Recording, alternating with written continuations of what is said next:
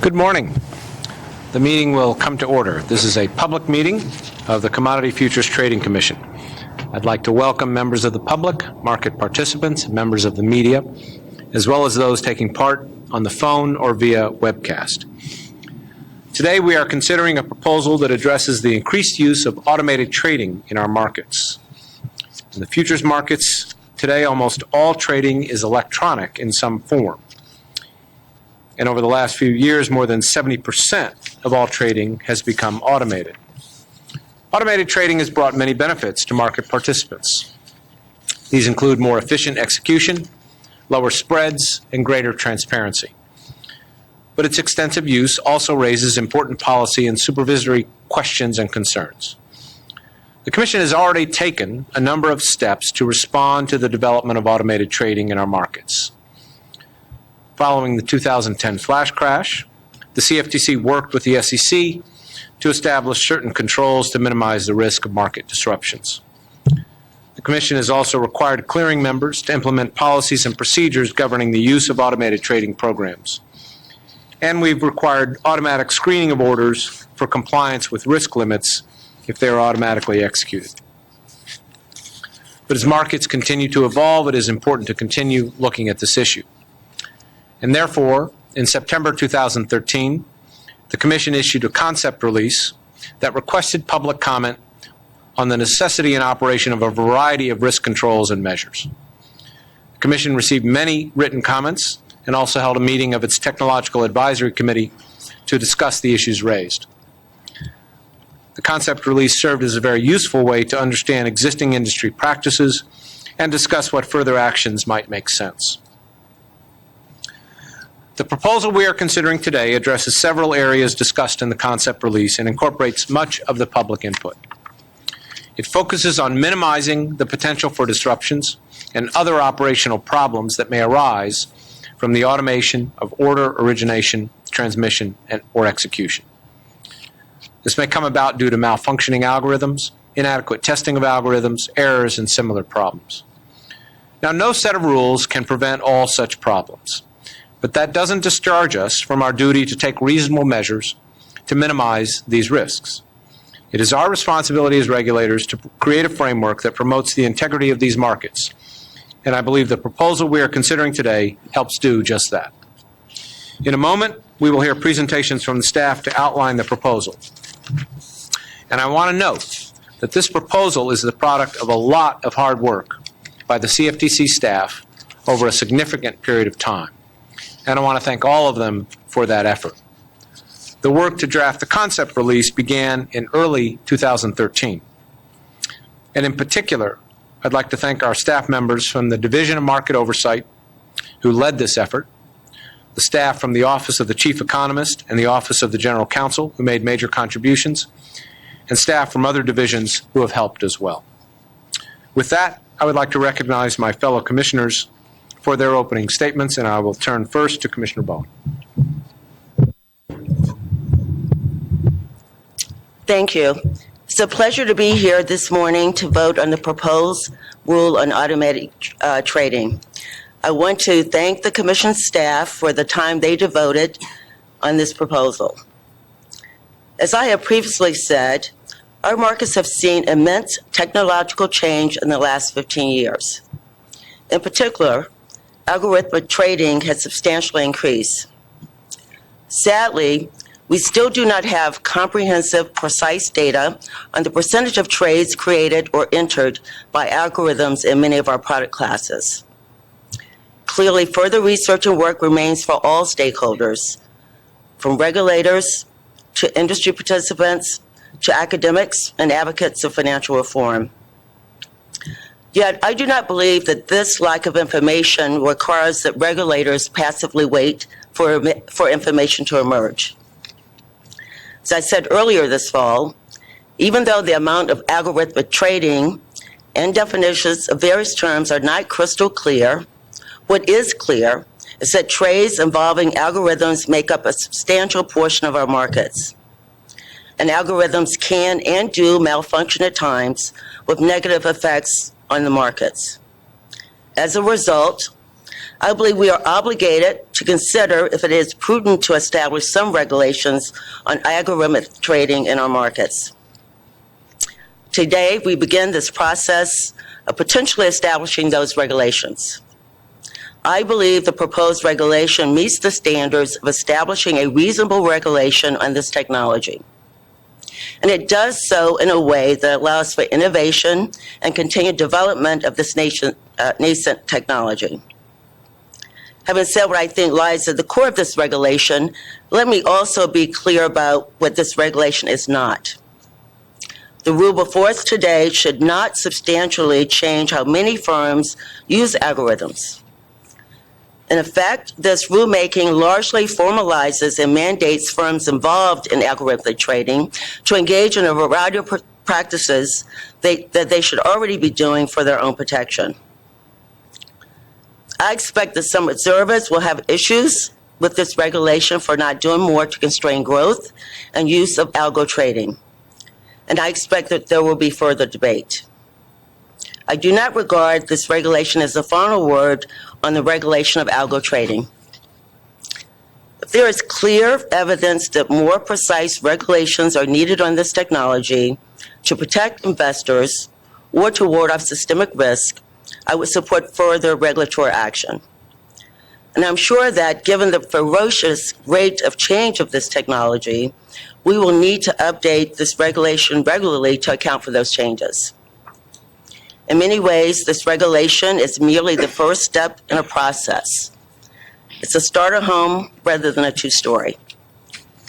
But we have to start somewhere, and starting with something that formalizes best practices and increases disclosure is an excellent place to start.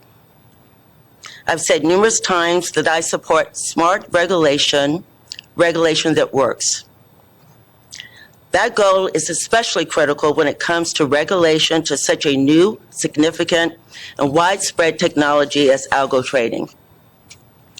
I therefore hope we'll get comments on this proposal from a wide swath of stakeholders, from industry participants to end users being affected by this technology, to even ordinary citizens and investors about the potential effects of algo trading on commodity prices.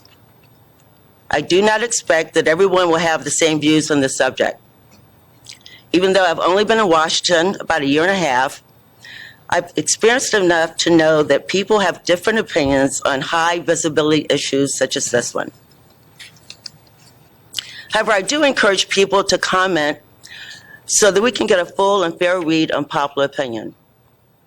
And if people have concrete evidence that algo trading is distorting markets and needs to be curtailed, please submit it via comment. In closing, let me stress again that I want this rule to be both effective and workable. No one benefits from rules that work in the abstract but are confusing, impossible to implement, or full of gaps that prompt widespread regulatory arbitrage. I believe this proposal is a common sense effort to establishing a reasonable regulation of this automated trading. But if there are flaws with it, if it goes too far or not far enough, I want to know about that now before it is finalized. Thank you, and I want to wish you all a safe and happy Thanksgiving holiday. Thank you, Commissioner Bowen. Commissioner Giancarlo. Thank you. The electronification of trading over the past 30 to 40 years and the advent of exponential digital technologies have transformed financial businesses, markets, and entire economies. In U.S. futures markets, we see this change most presently in the area of automated trading that can lower transaction costs while increasing trader productivity through greater transaction speed, precision, and sophistication. For many markets, automated trading brings trading liquidity, broader market access, enhanced transparency, and greater competition. At the same time, automated trading presents new challenges. They include increased risk of sudden spikes in market volatility and phantom liquidity arising from the sheer speed of execution. They also include the risk of data misinterpretation by computerized analysis and mathematical models that increasingly replace human thought and deliberation. legal scholars raise important questions about the viability of traditional regulatory methods and concepts in automated trading markets.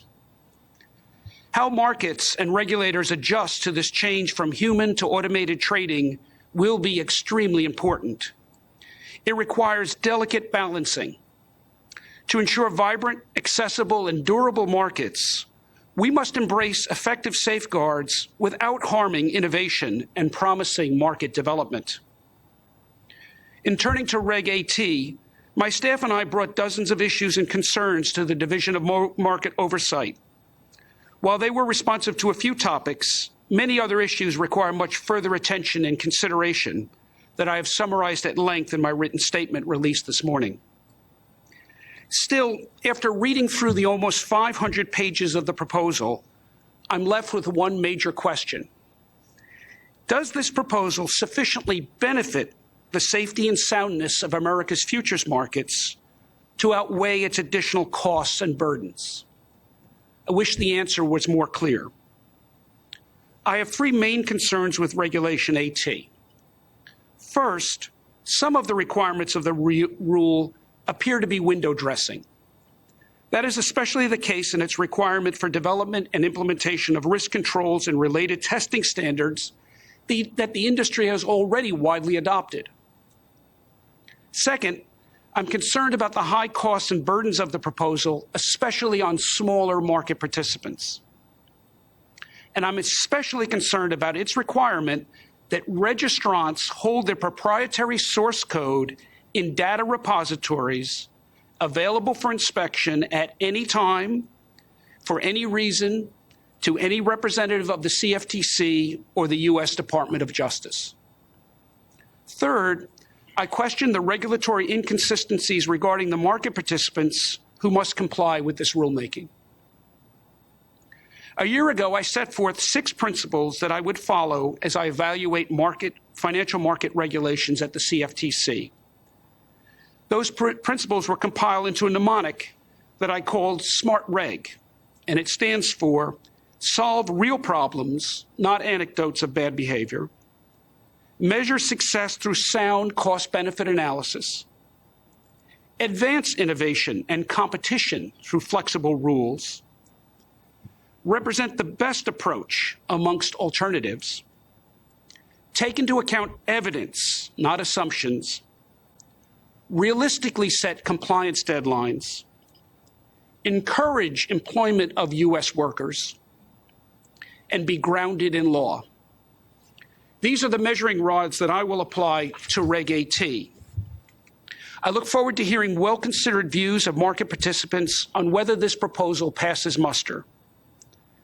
I will release a longer statement that will be included in the proposal, and I encourage the public to weigh in on the numerous questions that should be considered during the comment period. Thank you. Thank you. The staff will now make a presentation to the Commission on the proposed rule. After each presentation, the floor will be open for questions and comments from each of the commissioners. Following the close of discussion, the Commission expects to vote on the staff recommendation as presented. The final vote conducted in this public meeting shall be recorded. The results of a vote approving the issuance of a rulemaking document will be included with that document in the Federal Register. At this point, I ask unanimous consent to allow staff to make technical corrections to the document voted on today prior to sending it to the Federal Register. Without objection, it is so ordered.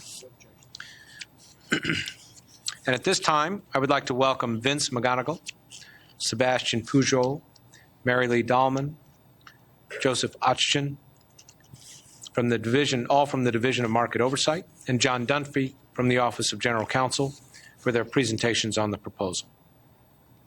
Thank you. Good morning, Mr. Chairman and Commissioners, and thank you. I'd like to begin today by thanking my fellow team members for their hard work in preparing the proposals that we are about to present. Dedicated staff from across the offices and divisions of the Commission were essential to completing the materials before you this morning. I would particularly like to acknowledge Mike Pennick, Richard Haynes, Megan Tenty, Adam Kesbaum, John Dunphy, Andrew Ridenauer, Joe Ochin, and especially Marilee Dahlman and Mark Schlegel as members of the rulemaking team. Today, staff is recommending that the Commission approve a Notice of Proposed Rulemaking regarding automated trading on U.S. designated contract markets. The proposed rules, known as Regulation Automated Trading, or Reg AT, reflect a comprehensive approach to reducing risk and increasing transparency in both algorithmic order origination and electronic trade execution. The proposed rules would enhance the Commission's regulatory regime to keep pace with evolving markets and technologies, and would promote the continued safety and soundness of trading on U.S. derivatives markets.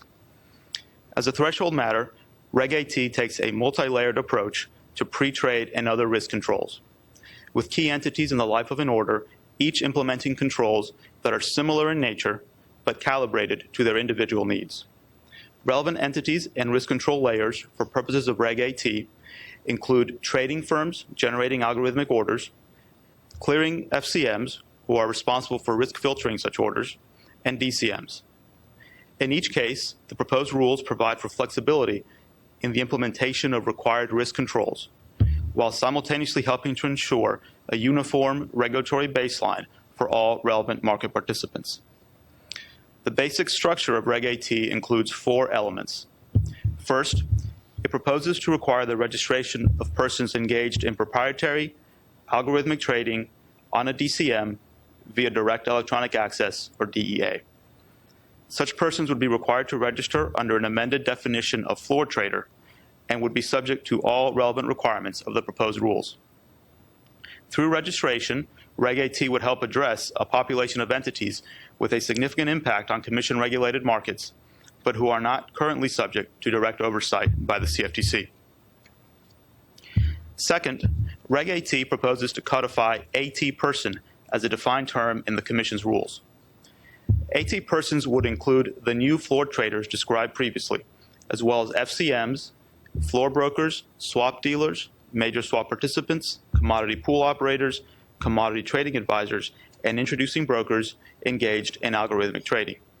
In this regard, staff notes that AT person is an important organizational concept in the proposed rules, as it identifies those entities that would be subject to key requirements in Reg AT. With respect to AT persons, the proposed rules include a range of pre-trade risk controls and related measures designed to reduce potential risks in algorithmic trading. Such measures include, for example, controls for maximum order frequency and maximum order size. Other elements of the proposed rules applicable to AT persons include order cancellation capabilities, standards for the development, testing, and supervision of algorithmic trading systems, or ATSs, and requirements that AT persons provide DCMs with certain compliance reports regarding their pre-trade risk controls. A third element of Reg AT includes pre-trade risk control requirements for both DCMs and clearing member FCMs with respect to their customers engaged in algorithmic trading. Such pre-trade risk controls would be similar to those required of AT persons, including, for example, maximum order frequencies and maximum order sizes. Reg AT would also require basic compliance reports from clearing FCMs and would require that DCMs review compliance reports submitted to them. Finally, in addition to pre-trade risk controls, Reg AT is intended to accomplish a number of goals focused more closely on DCMs. These include greater transparency around DCM's electronic trade matching platforms, promoting the use of self-trade prevention tools, and greater transparency in DCM market maker and trading incentive programs. Each of these provisions will be described in greater detail over the course of this presentation. The proposals in Reg AT build on numerous efforts by entities in recent years to promote best practices and regulatory standards for automated trading, including standards for ATSs and for electronic trade matching. In preparing Reg AT, staff considered comments received in response to the Commission's 2013 concept release. Staff also evaluated initiatives by fellow regulators, industry participants, and others to develop regulatory standards and best practices. Particularly in the area of pre-trade risk controls, the proposed rules leverage existing industry practices and seek to create an agreed-upon baseline for the mitigation of risks in automated trading. Mr. Chairman and members of the Commission, with that overview in place, I'll turn to my colleague Marilee Dahlman for more detailed information on the pre-trade risk controls and related measures applicable to AT persons, DCMs, and clearing FCMs under the proposed rules. A fundamental element of Reg AT is a new Regulation 1.80, which requires that AT persons implement certain risk controls. Regulation 1.80 would require AT persons to implement pre-trade risk controls, order cancellation systems, and other measures reasonably designed to prevent a market disruption caused by an algorithmic trading malfunction. The required pre-trade risk controls are maximum order message frequency and maximum execution frequency per unit time, order price parameters, and maximum order size limits. The regulation would also require order cancellation systems with an ability to immediately disengage algorithmic trading and prevent the submission of new orders. Consistent with comments received in response to the concept release, Proposed 1.80 provides market participants latitude in the design of required controls, and in fact requires only a small number of specific controls that the Commission understands are already widely implemented by likely AT persons. The proposed regulation does not mandate specific limits, calibrations, or even vendor technologies that AT persons must use in implementing the required controls. With respect to clearing member FCMs, Reg AT proposes a new Regulation 1.82 to require clearing FCMs to implement pre-trade risk and other controls with respect to their AT person customers. Proposed 1.82 requires that clearing FCMs implement the same types of pre-trade and other risk controls described above with respect to AT persons.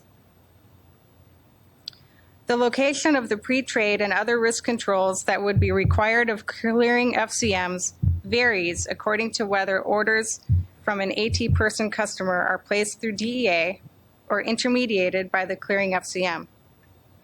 In the case of algorithmic trading orders submitted through DEA, the pre-trade and other risk controls would be established by and located at the DCM, but be controlled or calibrated by the clearing FCM. For non-DEA algorithmic trading orders, the controls would not reside at the DCM. Instead, the clearing FCM itself would establish the pre-trade risk and other controls with respect to such orders. Finally, as to risk control requirements on DCMs, Reg AT includes a new Regulation 40.20 that would require DCMs to establish pre-trade and other risk controls designed to address the risks that may arise from algorithmic trading on the DCM. The controls required of DCMs in Regulation 40.20 are similar to those required of AT persons in Proposed 1.80 and of clearing member FCMs in 1.82. Regulation 40.20 also would require pre-trade risk controls and order cancellation capabilities for orders that do not originate from algorithmic trading. Reg AT would also address the development, monitoring, and compliance of ATSs. Proposed Regulation 1.81 requires AT persons to adopt written policies for developing, testing, and monitoring their ATSs. Taken together, the goal of these requirements is to standardize a set of principles in order to reduce the operational risk of ATSs. To provide two examples of these procedures, Regulation 1.81 would require AT persons to implement written policies and procedures for the development and testing of ATSs so as to better identify coding errors and other problems that could arise in live trading. Regulation 1.81 would also require each AT person to implement written policies and procedures to designate and train its staff responsible for algorithmic trading. In addition to the provisions described by Mayor Lee regarding pre-trade and other risk controls, Reg AT also includes several important initiatives addressing transparency, market maker and trading incentive programs, and self-trading on DCMs. Each of these has come into greater focus through the increased automation of markets and market participants. With respect to transparency, Reg AT would codify two important requirements.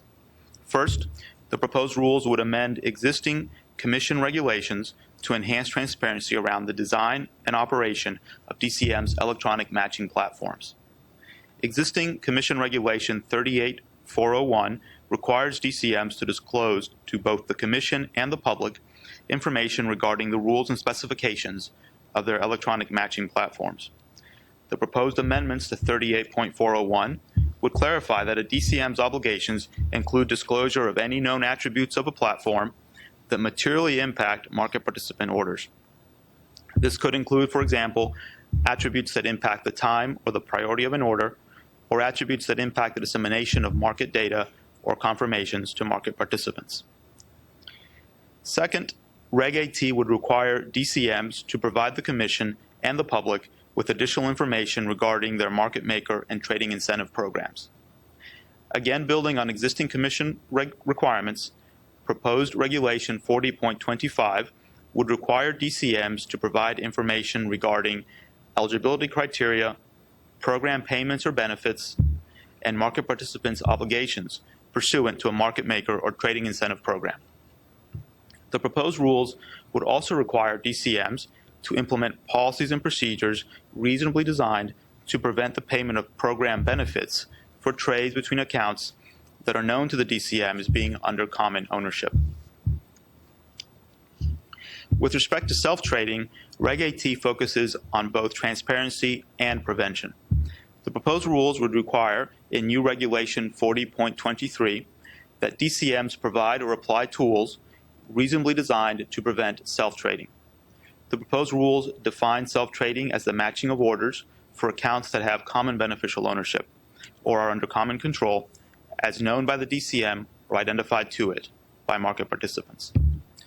In response to public comments on the concept release, the proposed rules would allow DCMs to exercise discretion in the design and implementation of their self-trade prevention tools.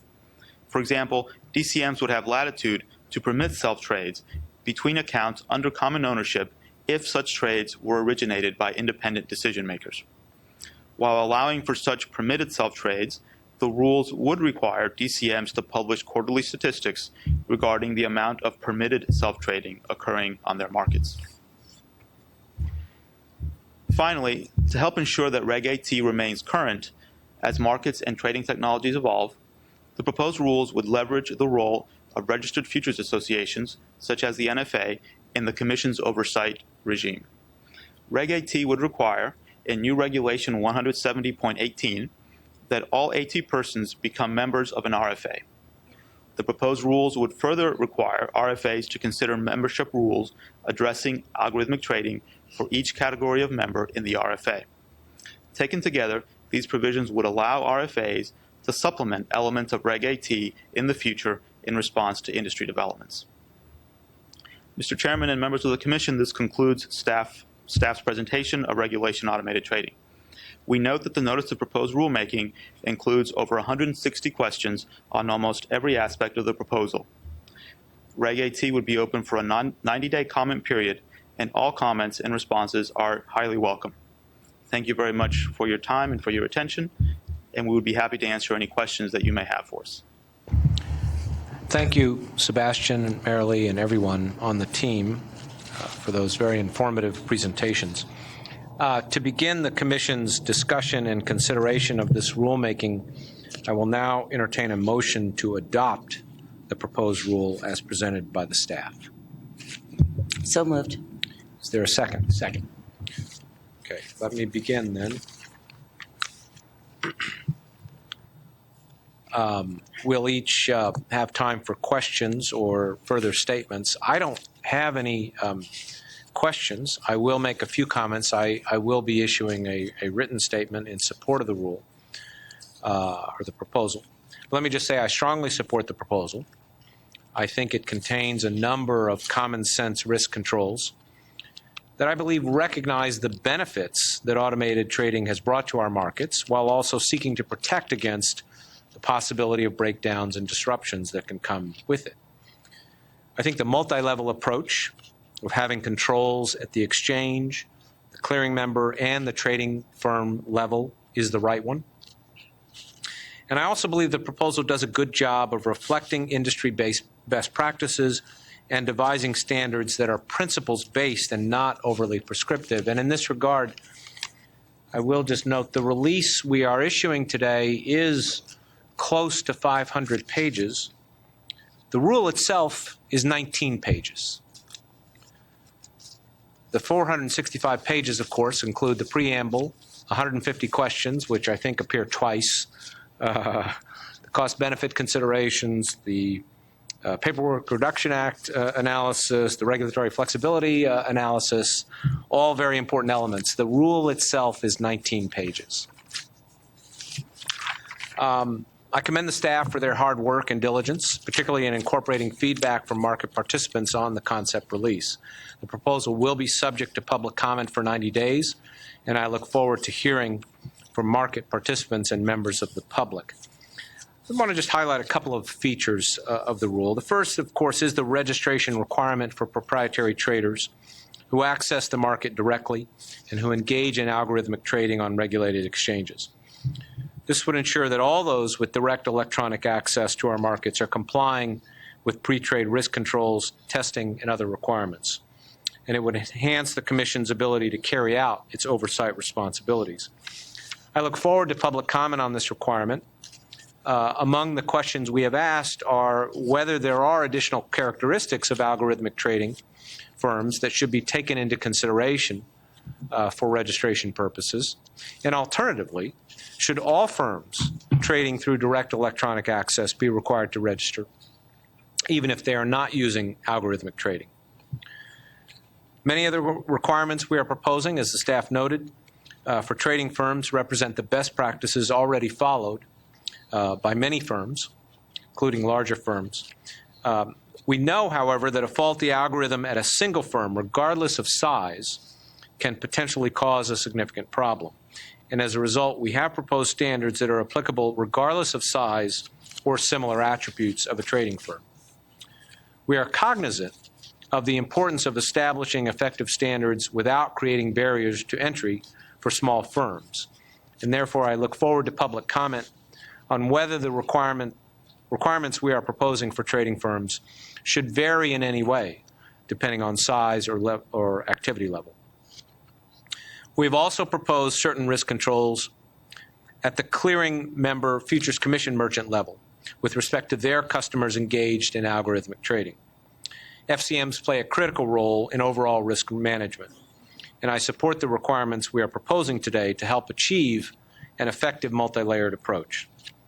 But I look forward to public comment on whether there are any aspects of those required controls that may pose an undue burden on clearing member FCMs or that are unnecessary for reducing the risks associated with algorithmic trading. We've also asked about what technological development would be required by clearing members to comply with some requirements of this proposal. I've said often that it's very important that we have a robust clearing member industry and that all customers, particularly smaller ones, are able to access the markets effectively and efficiently. And so we want to make sure this proposal is consistent with achieving that objective. It's important that we achieve a proper balance between controls and measures at the exchange, clearing member, and trading firm level. And so we will seek efficiency and avoid conflicting or unnecessary requirements among those controls. On this and many other issues, public comment will be very helpful. So let me just conclude by saying that I support the proposal as an important step to ensure that we are meeting our responsibility to put forth common sense regulation that will minimize the potential for problems that may arise from automated trading. And I again wish to thank the staff for their excellent work. I would now like to open the floor to allow the commissioners to ask any questions or make any further statements that they have, and I will turn first to Commissioner Bowen. Yes, thank you. I, too, have submitted a statement for your review. but I want to highlight a concern that I have that we may not be asking enough about our registrants, particularly for them to submit information in their annual reports pursuant to Section 1.83A. We've all read accounts about firms going to Silicon Valley and colleges to recruit quants. So I think it would be helpful for us to ask a little bit more about the adequacy of the training of these employees. And so I would hope that with the final regulation that we would expand the scope of some of the questions that we would be asking these firms to certify on an annual basis.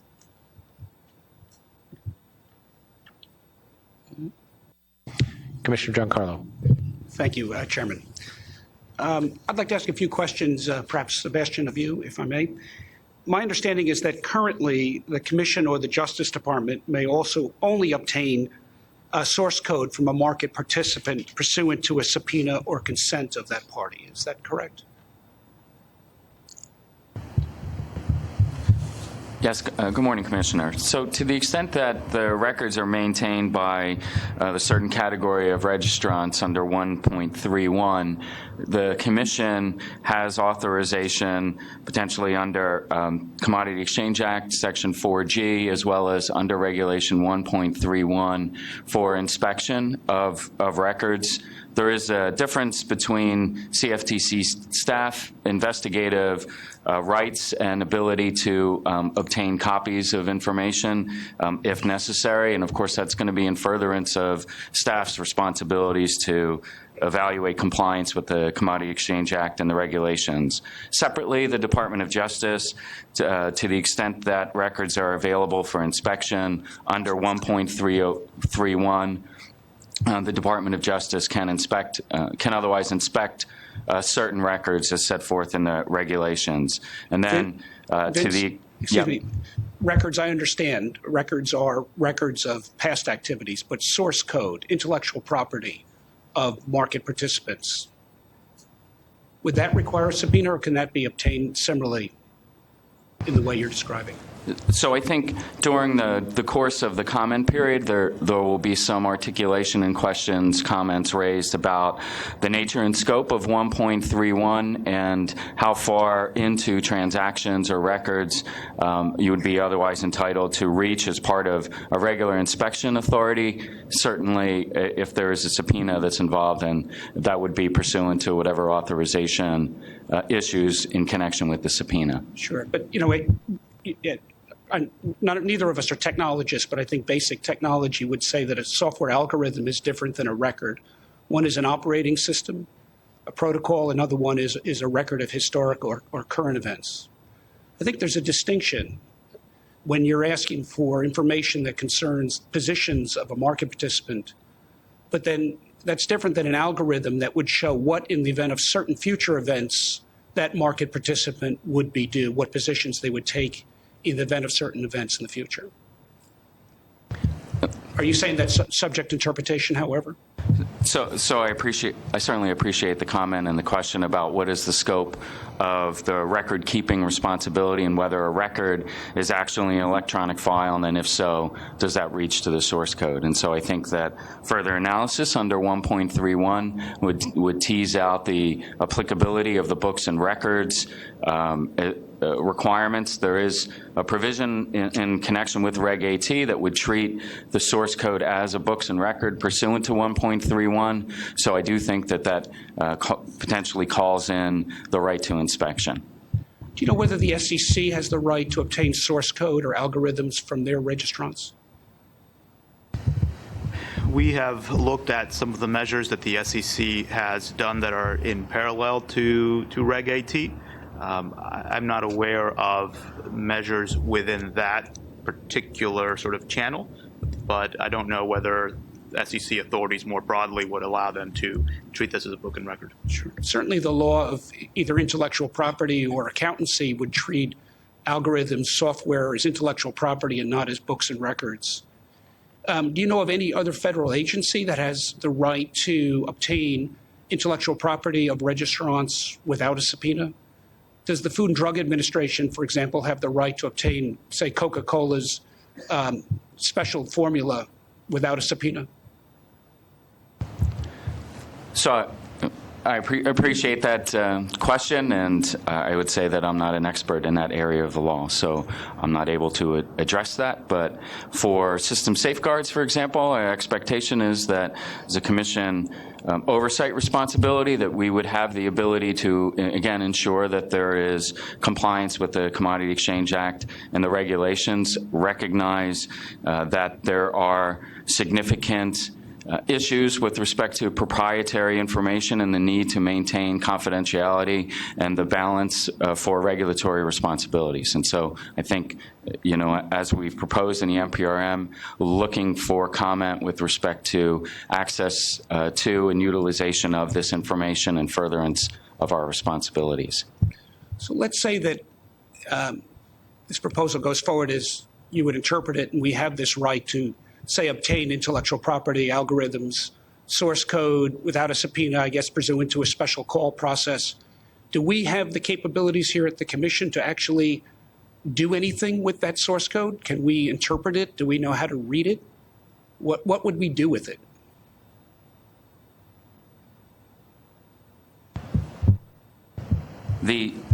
So the ability to pull in the information, you know, on an as-needed basis, so that would have to be evaluated as needed. What is, you know, the nature of the request? Does the coding methodology, is it consistent? Is it generating trading activity that is in violation of the Act and the regs? And so I would, you know, be in close coordination with the Division of Enforcement, for example, to the extent that they undertook an inquiry, that they have the relevant expertise to evaluate cabin and ensure the security of information.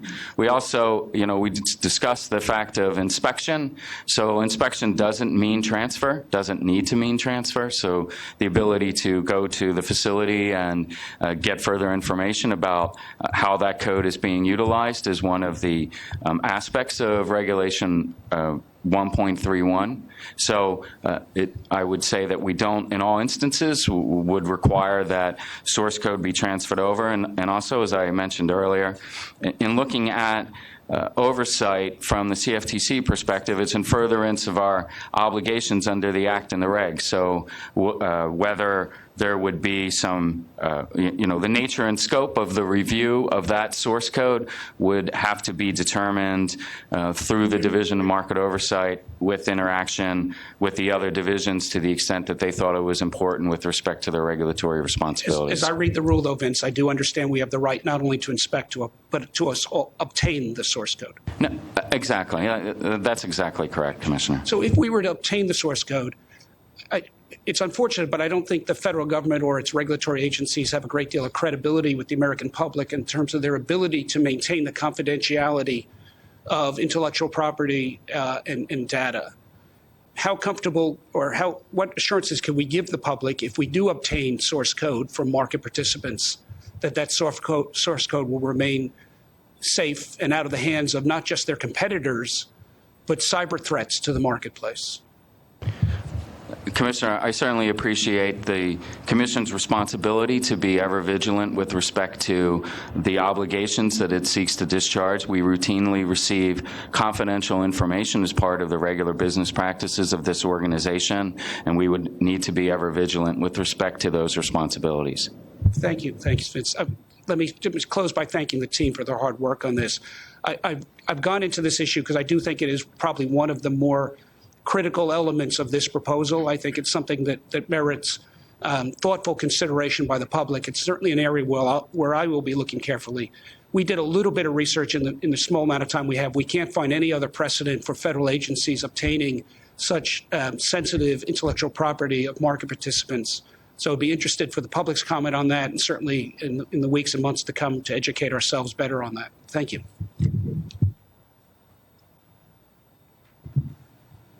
Okay. Did you have anything else? Just to follow up, certainly the confidentiality of information is always a key